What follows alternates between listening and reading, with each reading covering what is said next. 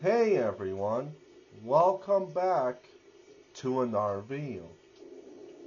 This is my thoughts on Resident Evil Requiem's second trailer. Even though we haven't seen that much of what has been happening with it, we all know that it showed us who the main villain was, or who could possibly be the main villain. It showed us a bit of Elisa Ashcraft, even though we already know she was already killed off by a bioweapon. Of course, it showed Grace Ashcraft, even though I definitely do feel like that Capcom should should show more other characters than just, you know, Grace Ashcraft.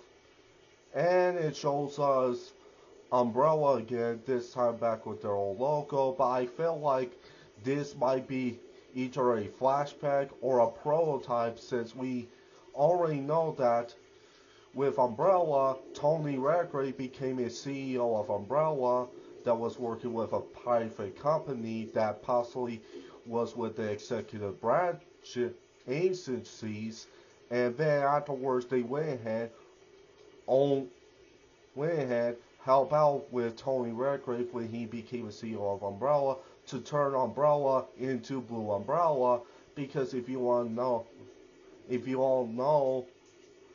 Umbrella turned into Blue Umbrella in Resident Evil 7 is because of Tony Redgrave, the executive branches, the companies that were hired from them, and of course Umbrella having an agreement with them. So yeah. Um, anyways, if there's anything that Capcom needs to do to hype up the next trailer, is that please bring back Tony Redgrave.